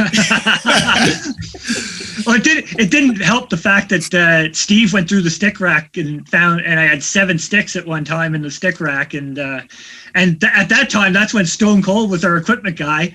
And, and he was just like, here, take it. Take a stick. Stone Cold. Like, you know what I mean? And then I think that's why Graham came in, because he was a stick Nazi and he wouldn't let you. Yes. You had to have a reason for your stick, getting a new stick. Yeah. Oh man, this is beauty. Josh, what is your T-shirt? Mine said Barney Rubble. Listen, I was just why is it Barney? With someone else the other day. I looked at my Pee Wee. We went to Atlantics for my second year Pee Wee, and we won the tournament, so I kept a lot of stuff from it, including the program. Now I'm 5'7", 170, 175. In the program for Pee Wee, I was listed as 5'5", 155. So I'm not that different, right? Yeah. So you can imagine me as a teenager eating like 6 hot dogs in a sitting and all that, McDonald's and I played a lot of hockey, so I burned a lot of it, but I ate a lot of food. And so, a shorter guy, slightly stocky, and sort of dirty blonde, scraggly hair, Barney Rubble. It's kind of fit. Yeah, true enough. Nice to know how Growler saw you. That's how I imagined his top goal scorer. Anyway. Yeah. I remember Dixon's being Franklin. Franklin. The turtle? The turtle. The turtle. Do you know why? No, why? Because he turtled. Because he turned in a fight, you mean? Turtled all the time. Oh, man. Well, I hope Dixon hears this, because next time if we run into each other, he's going to kill me. Well, that's what I'm saying. You tell him that to his face. That's what I would thought about it. Nobody's telling that guy anything like that. No, anyway. he was still giving me the gears at our 20-year reunion. So. Okay, there you go. The best one was Dan Reed's. Do you remember this? No, what did readers? Didn't it say something about wanting to go downtown and check the inventory or something? Check the inventory at Chevy's. Like how often did Reader go out? Never. Never. This is tell you, the coach has different impressions of what guys are doing and all that all over the place. Yeah. All right. Good time. Yeah, I'll give you mine real quick then too. Just he said it's again to do with equipment, because so I use the 2-piece. So he's ordering me replacement blades, not the 1-piece. So I use the 2-piece, and I had a specific pattern. I like the Peter Bondra pattern. Right. So the right curve and all that. And then I'd be like, he said, oh, they don't make these anymore. What do you like? And all that. And I was like, oh my God. And then he's on my t-shirt, he put, how can I snipe without my Bondras? Right. So that's what it said, because I had to move to some other pattern. But I developed, I think. That's a good one. Pretty good. But yeah, so it was basically, again, but he's all focused on the equipment, I guess, is what he was obsessed with. Yeah. By the way, that's one more thing. Based on the last, just to end it with all the kind of the junior stuff, I'm curious, this 20-year reunion, what was that all about, guys? I mean, I was there, and I remember I got on a Zoom call or whatever with some guys, and it was really fun to see some of the boys, because I just felt bad I couldn't be there for that. It just seemed such a fun event. Well, can you describe what happened at the event and how you enjoyed it and stuff like that? See, it all started 2 years prior. Myself and Francois Paymal were talking, and we were like, well, why don't, do you think we can organize something? And him and I, pretty much laid the foundation for everything, and then, started emailing guys and, sending messages out. And then I started, when I knew it was going to happen, I started emailing the Bearcats, and, I talked to them. I was going to say 2 years ago, I didn't get my email told the week before. What's going on? Well, no, now I get it. I had to make sure, but, no, we had, and the funny thing is that it all, like, when we picked the date, we had our date picked before hometown hockey did, and it ended up falling on the exact same weekend that we were doing it. So anyway, the Bearcats, I think from what I recall, they gave me the contact of the girl from hometown hockey and said, to try and incorporate us, into the program. And they ended up doing that. And we got to, a few of us got interviewed for hometown hockey, and we got to play a street hockey game against each other. That was pretty fun, except for when I had to put the pads on. I'm never doing that again. But yeah, it all came together real nice, and we had a fantastic time. All right. Yeah, I mean, I was quite jealous of that one, but really glad just seeing it all, and then it was fun to get on the call with you guys and shoot the crap. It was awesome. It was awesome. All right. So Framer, what about this Outside the Chute? I want to ask you about this. Your podcast now. I didn't even know you played ball, right? I mean, I knew you guys all played ball growing up in Brookfield, but I didn't know you fast pitch pitcher and how much you were deeply into it. Just give me a little summary of what fast pitch has been for you in your life, kind of. We won't go as deep as hockey, but just give me a picture. Yeah. Well, I started playing when I was 5 or 6, and my dad was a catcher. So there was a gentleman in Stuyak by the name of Russell Stoddard who was a pitcher on Dad's team, and he pretty much showed me the mechanics for pitching, and I'd throw to Dad. So that's how I got my love for pitching. And then I started playing minor ball and growing up. And then when I moved to Brookfield is when it really took off, because Brookfield Elks are synonymous for fast pitch, and Brookfield dominates the world in fast pitch, don't they? They used to back in the day. They won the Nationals in 1980, and all through the 80s and early 90s they'd win the provincial level all the time. Mm-hmm. But growing up in Brookfield, I got to watch those guys play, like Mike Henderson, Robbie Cook, guys like that, and playing in the minor ball system in Brookfield, that's really where I got my love for the game and the competition of it. And from there, I got to I made the '97 Canada Games team, mm-hmm. and got to go to Brandon, Manitoba for the Canada Games, which was an amazing experience. We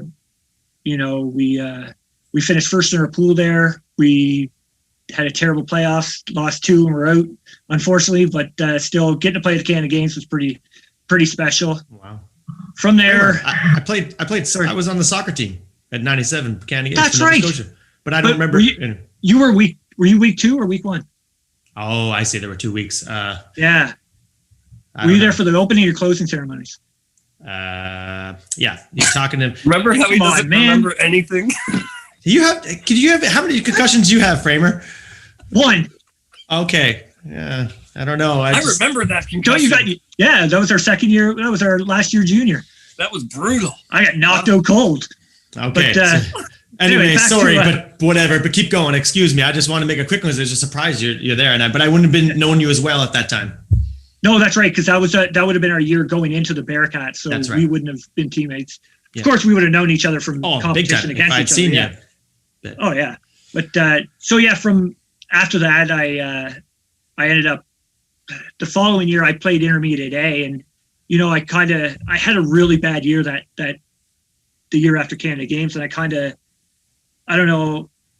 of lost my desire for it a little bit, and then I took a year and a half off, and then I got a call from one of my buddies saying, they needed a pitcher for provincial championships, and it was intermediate C, which wasn't that high of a level, but I was like, yeah, sure, I'll go. It was with the Knoll Road Pirates, and ended up going and had a fantastic time, with the guys that I was playing with, and that kind of rekindled my love for the game as well, and I ended up playing 3 or 4 more years with them, and we had a lot of success. We won Eastern Canadians and whatnot, but at that point, I was like, I felt I need to play at a higher level, so started a team in Stewiacke called the Stewiacke River Rats, and we were intermediate B that first year, and then went to intermediate A. Had 2 good years there, and at that time, Brookfield Elks were going to come back as a senior team, which senior's the top level in Canada. So at that point, I was like, well, I want to play for the Brookfield Elks and go to a senior nationals. So 2007, I went to my first senior nationals with the Elks, and at that point, there is when I became pretty much obsessed with the game, because playing at that level, I got to play against everybody across Canada at top level. And I was like, this is amazing. And, that first nationals, my first game I ever pitched was against the Vancouver Grey Sox. We lost 3-1. I threw a 4-hitter, and they were the eventual national champions that year. So I was like, that's pretty cool. I having that in my back pocket. Yeah, you did your so over that next summer, I got in contact with the team from Salt Lake City out of Utah, and I ended up playing 2 seasons with them down there. A season and a half, really, because they ended up folding halfway through my second year. But playing with them, I got to travel all over North America. Like I would fly out of Halifax on a Friday morning. Get to everything with them was on the West Coast, right? So I'd fly out of Halifax, and I usually had to connect in Boston or New York, and then fly to LA or say Portland, Oregon. If the tournament was there, I'd play tournaments, and then I'd have to take a red eye back out on a Sunday night. So, I mean, it was quick, but I mean, I wouldn't trade it for the world, because, I got to see a lot of places across North America that I would never get to see because of fast pitch. Mm-hmm. Now, I guess from that, I end up playing seniors like till 2014. I retired in 2014 from the senior level, like going to nationals. But I still play in our local league here in the Shooters Fast Pitch League. But my love for fast pitch is where the podcast came into play, and I guess the pandemic is pretty much how the podcast came into play as well. Okay, so go from there. Like you just said, well, I want to start talking to people. Then I got nothing to do. What is it? Well, with my job, like I work for Kirk Controls, and I'm in the refrigeration side of things there. And with the pandemic hitting, I was lucky enough that I was able to do my job from home, which a lot of people didn't have that luxury when the pandemic first hit, and a lot of people lost their jobs and whatnot. But I was lucky to be able to work from home, and working from home, I'd be doing my work, and I'd be like, well, maybe I can, throw in a podcast to, just have playing in the background while I'm doing my work at my computer and whatnot. So, I was listening, I'd going through Spittin' Chicklets and the typical ones. And I was like, well, let's see if there's, any fast pitch ones. So I got looking through, and, there was a couple, but they were primarily, for the women's game, NCAA out of the States. And I was like, well, there's nothing really on the men's game. Maybe I could do something from the men's game. But at the same time, I was like, that I'm kind of like alienated one crowd, like just the men. I was like, why not do both? So I told my wife, I was like, what do you think? Do you think I could do this? And she was like, yeah, 100%. She backed me 100% for it. So, I had connections, with some guys that I played with over the years or played against. And more or less, like my first podcast guest was Justin Schofield, who's, a good friend of mine. We played together, and he's a member of the Team Canada's 40-man roster. So I was like, well, there's my perfect first guest. And he loves to talk. So as soon as I got it in plan, I asked, like, I had my first 4 guests picked before I even knew, because I approached them and, asked them if they would be willing to come on. And, I talked to all the guys and said, do you think this is a good idea? Yeah. And everybody was like, yeah, absolutely. Like, so that's more or less how it started. If it wasn't for the pandemic, it wouldn't have started. Right. Yeah. Yeah. And what's the real vision of it? Like the aim of the show, just basically share the game. Pretty much, like it. I get on my guests and I go through their careers. I do a lot of research on them, like as much as I can, as much as the internet will provide, or as much as former teammates of theirs, or somebody I can get in contact with, that give me little tidbits. But at first I found it like, wow, this is going to be a lot of work, and it is. But now it's kind of worked its way into like a passion. Like I absolutely love it now. Doing the research and finding out stuff about guys that you played against, or women in the game that are on the Olympic level that about, you've definitely heard about, and getting to talk to them is just it's unreal. Like that's as best as I could describe it, really. Yeah, that's great. So all right. And what is outside the chute? I assume that's some kind of fast pitch term, pitching term, likely. Yeah, that's like I said, my first guest, Justin Schofield. He's known for going outside the chute. He's a pitcher. Okay. So he a couple nationals ago in St. Croix in Nova Scotia, he was getting rung up for illegal pitches for going outside the chute. And I don't know, something, when I was trying to come up with a name, I kind of got brought back to that Nationals, and I was like, outside the chute, that sounds like, not a lot of people really would know what that is, but in our game, everybody would know what it is. Right. But now it's just kind of rolls off the tongue now. Well, it does roll off the tongue. So who is then, like, who should listen to this, and what do the people get out of it? Like, because I enjoyed some of these episodes, and I wouldn't recognize, outside the chute, I get to listen to that because it doesn't mean anything to me. So who's going to enjoy this? Well, right now, you know what? It's really for anybody, but I focus more towards, when I first started, was fast pitch softball. People that love the game. There's like, the thing is, there's so much history in the game that a lot of people don't know about. And with my podcast, I like being able to bring out that, like, the past, all the history of it, and then talk to the present and talk to the future. I talked to an 11-year-old girl from Ontario a few weeks ago, Abigail Tolton, who's there's NCAA women are saying she has the it factor, like she could be like the next big thing in pitching. And after talking to her, I was like, she sounded like she was 23 years old with the answers she was given. I was like, this is amazing. But it's really for anybody. If you want to hear good stories, like, just listen. There's some really funny stories that some of the guys throw out, and some of the women do as well.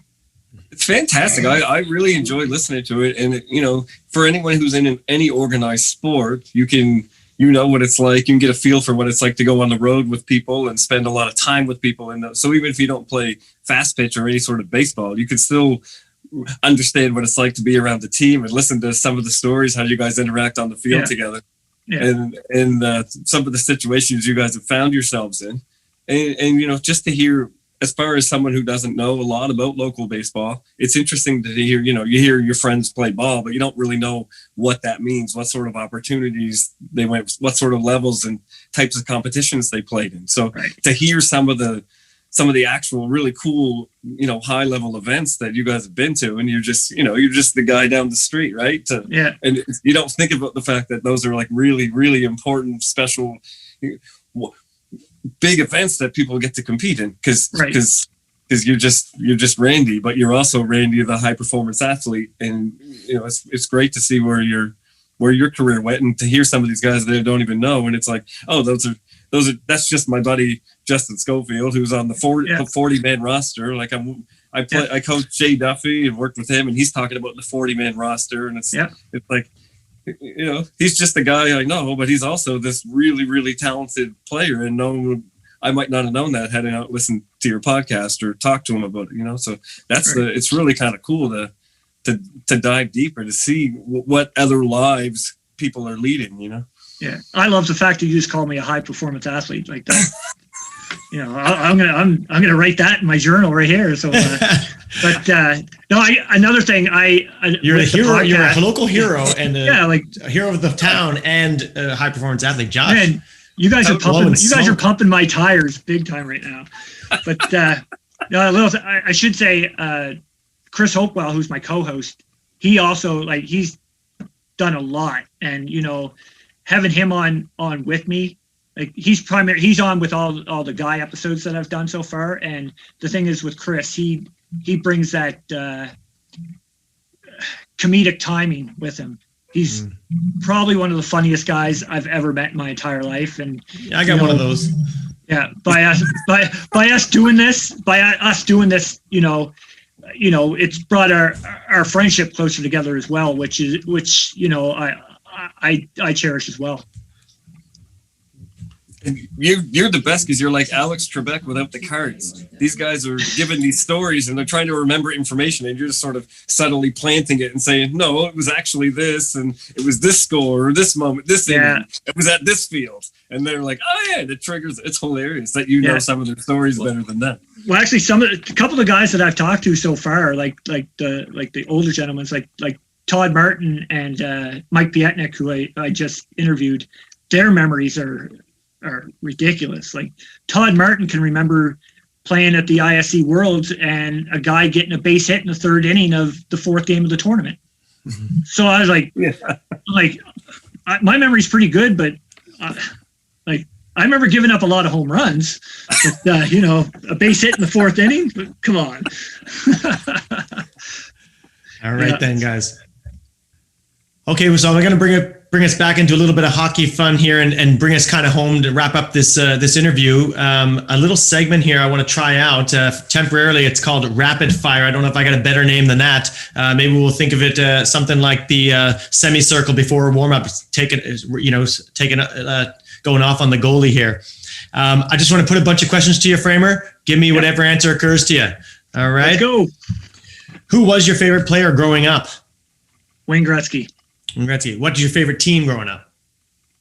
Growing up was the Edmonton Oilers. The Oil. Who's your favorite player in today's game? Sidney Crosby. The Cross. Who was the best player you've ever played with and against? Played with would be, I'd say, Colin White. Against, Colin White in practice? Colin White in practice, yeah. Slamming you? Best player I ever played against. Wow, that's a good one. If you don't have it, you just... I can remember playing against Sean Cleary in Pee Wee and thinking, this guy is a lunatic. Okay, there you go. A lunatic. All right. This might be this one then. Who was the biggest rat you ever played with or against? I know it'd put the disparaging too much, but this one's actually Corey Collins. Corey Collins. Yeah. Hey, Collins. Playing against him, but having him on your team, you're like, you got to see how really good he was at getting under people's skin.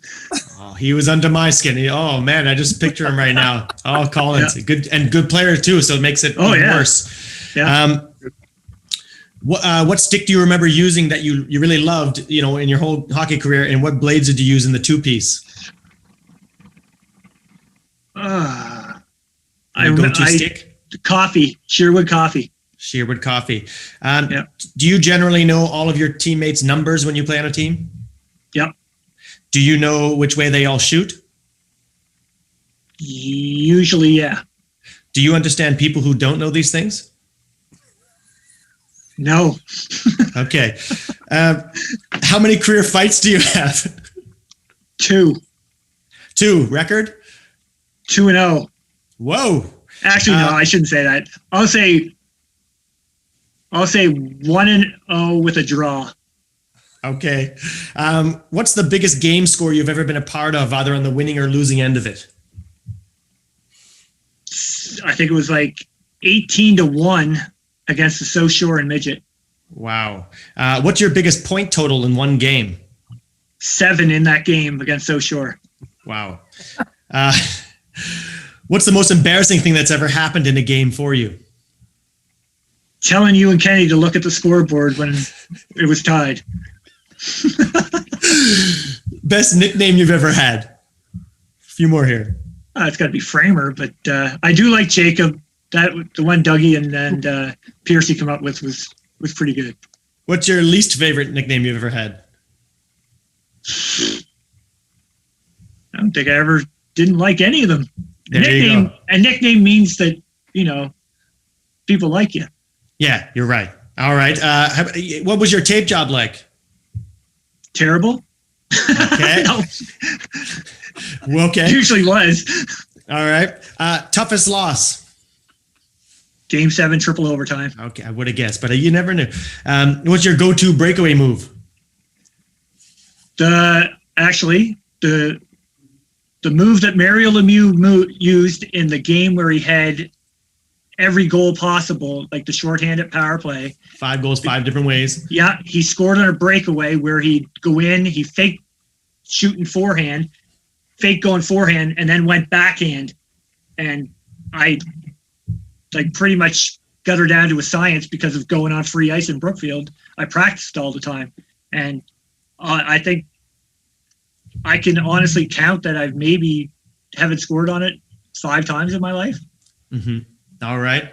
Well, I got that's pretty much all I got on that one. I will give you a moment now, though. Do you care to elaborate on any one of those? You want to go back? Yes. When I said Sean Cleary, you meant Dan Cleary? No, I meant Sean Avery. Oh, okay. Actually, Sean Cleary is one of the best pitchers in Canada. That's where I'm still in my fast pitch head, right? But Sean Avery and Pee Wee. Okay. Yeah, he was one of the best you've ever played against. Wouldn't he also be one of the biggest rats you've ever played against then? That is true. Actually, I got a chance to play against him in midget too in the Monktonian. He was with Markham, Ontario. Yeah. Okay. We played against him in that tournament too. That was fun. Man. I played with him in Bantam. He was on my line in Bantam. The guy just wouldn't shut up. Yeah, they were crazy in Bantam. And yeah, crazy. And I'd like to add in, I was trying to remember what you said. Least favorite nickname. I was trying to remember what you called him. I'm going to go with Captain Skinny on that one. Oh, yeah, Captain Skinny. Terrible nickname, Maddie. It was spontaneous. Terrible. I don't know if we actually were calling it, that's Captain Skinny. Let's get him today. Maybe I threw it out at the time. And that was pretty weak, I guess, as a 15, 16-year-old. Yeah. That's all you got. Yeah. You upped your chirp game in junior, though. I'll give you that. There you go. Is there anything else you want to elaborate on that you say out of that rapid fire? No. Yeah. Maybe? No, I think pretty good. All right, man. That's fun. Yeah. Let me give you a last one here, guys. Going in just to, just a bit of present day. What is your involvement in hockey these days, Framer? I play in an over 30 league in East Hants, the East Hants Gentlemen's Hockey League. Mm-hmm. And that's pretty much the extent of hockey now. I coached for a few years, and but I mean, I stopped coaching in 2013, I believe. But I had a lot of fun coaching. But my extent now is just playing in the beer leagues. Attaboy. Now you have a daughter. How old's your daughter? What's her name? I have a daughter Harley who's 5, and I have a son Hayden who's 13. Oh, and a son Hayden as well. Excuse me. I just started. Okay. Yes. Wow. Yeah. Jeez. Okay, great. And what are they into? Well, Hayden was into baseball 2 years ago, and then last year they didn't get to play. So at this point, I'm not sure. Like, that was the first year he played organized baseball. Mm-hmm. But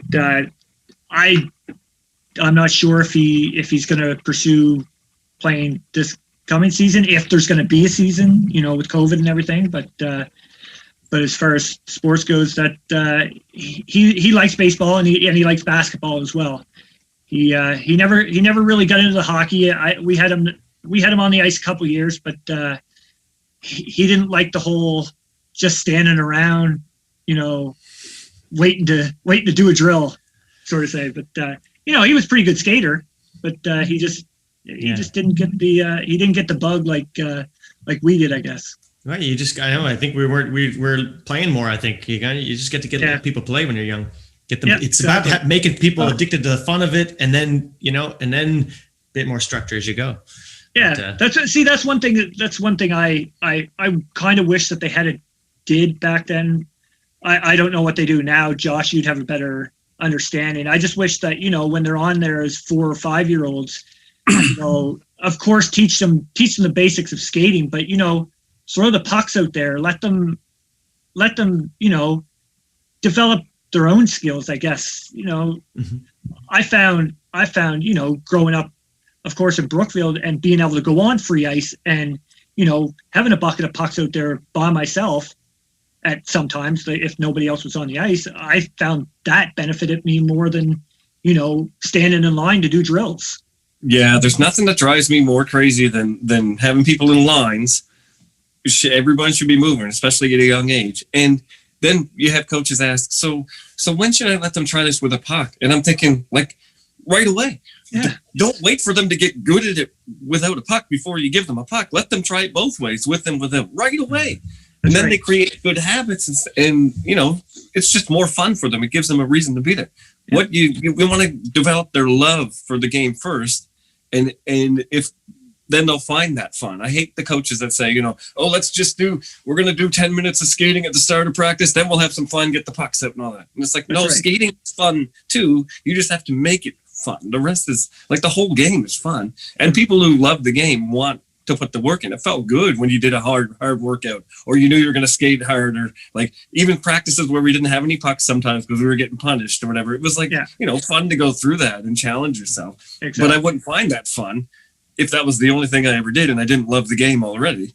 That's right. So, I just don't like the idea of no pucks. I think you're right. Kids will give them the free play too. It can't always be drills and structure. Yeah. See how we do here, Framer? I just fire them up and let them go, right? There you go. That's all you have to do. Like a wind-up doll. And then, now just one more question on that. I was curious about how do you enjoy fatherhood in general with the kids? Love it. Before we go. It's awesome. I absolutely love it. Yeah. Mm-hmm. Wow. There's really nothing better on earth, really. Okay. Well, I'm glad to hear it. Two more questions on hockey. What do you think are the biggest differences in hockey today from when we played, both at the pro level? There's a big difference, obviously, and then also just in youth hockey that you see. Anything at all? Speed of the game. Speed of the game is ridiculous now. Back when we played, we thought we were going pretty, I guess at that time, the speed of the game was at its highest level when we played, really, if you think about it. Mm-hmm. But now, these guys are on another level. A little side story here. I can remember, I think it was 2 or 3 years after I was done with the Bearcats, and we had the ice, the Halifax Forum. And I don't know if Zach Sill come out on the ice with us, and this was after his first year in Moncton. So he was with the Wildcats for that year. He had a really good year. But I can remember us, playing a pickup game, and Zach's explosiveness from that 1 year of playing at the major junior level, mm-hmm. and from being on the ice with him the year before, just like the speed of the game, the speed and the power that the kids possess now is crazy. Yeah. Okay. All right, man. Final one. How would you say hockey? What has hockey given you in your life? What's hockey in your life? It gave me you two. But well, isn't that the sweetest thing I've ever heard? It gave me. You know what? It gave me friendships that will last for life. It also it provided me with the foundation, structure in life. It, you know what I mean? Like it pretty much taught you, how to deal with everyday life. I guess you'd say. Like I find, like, as a team sport, in work, with the guys you work with, if you don't get along, you're not going to get ahead. So, I think I like to take that side with me into the workforce is, being a good teammate, but being a good workmate as well. I'm glad to hear you say this kind of thing.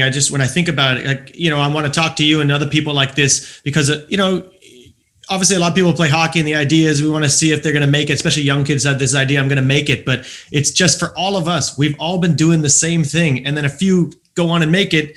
And then a few don't, but we've all had the same experience prior to that. And we're just, It's all been the same. And it adds everything to your life for its own sake and for that, not for as a means to some future or whatever that you didn't get. And then, it wasn't, I guess I should have focused on something else. Hockey is everything, given me everything and, created who I am and all about. So I just love hearing what everybody's doing all the time and how, these stories I think are just, just didn't demonstrate that. Just everybody's how much fun we had.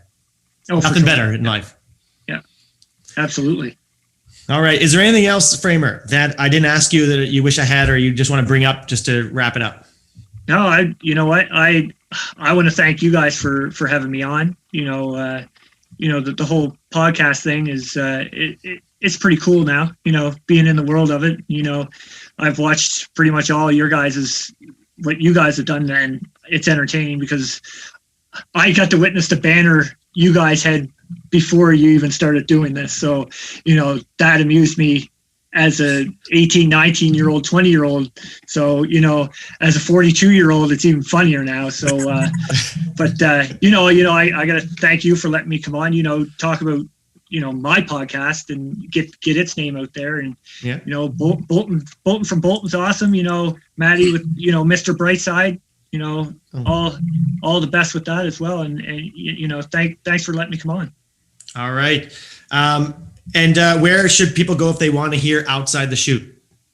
It's available on all podcasts, Spotify, iTunes, Google Play, Amazon Music. It's pretty much on every platform now.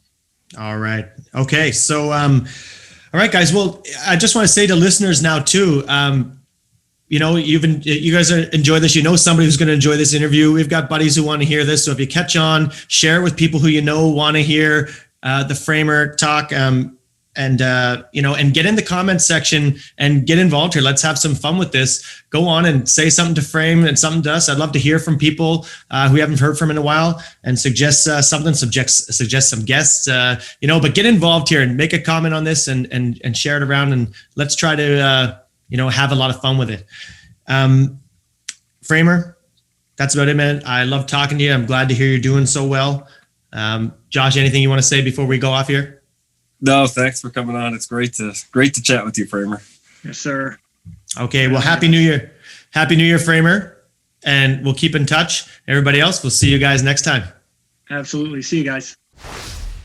You know what? One thing I actually forgot about that I wish I had brought up. Go ahead, we'll see. Our rookie initiation when we had to dress as women and walk through the friggin' mall. Oh, no. Don't you remember that? Well, give us remember. Well, yeah, you weren't a rookie, Matt. What? You weren't a rookie because you played Junior A. Oh, great. I was considered a rookie. Josh, you weren't considered a rookie. I didn't have to do that. I No, don't know if it's because I wasn't there. No, because you played Junior A. Because I played Junior, yeah. Yes, and I was considered, and at that point I was like, why didn't I play for East Hands? I'm going to dress up as a girl. But the best thing I remember is how much I think Dan Reed loved getting dressed up like a woman. He loved it. Did you not have to go? Was this maybe because I played a year that you guys weren't there, so I'm trying to remember. But didn't some of them go to the Junior B game dressed as women? Or was that just my last year? That was your last year. Because I remember the year after me. Yeah. Yeah, I think Anders Ackerberg was a woman at the Junior B game or something. Those guys, is that right? Yes. Anders Ackerberg. No, we didn't have. Oh, yes, we did have to go to a Junior B game. after we went to the mall, we walked through the Truro Mall, and then we had to go to Brookfield to Junior B game. Mm-hmm. I forgot all about that. Damn. That's a haunting memory. Hans, he was the prettiest lady I ever saw.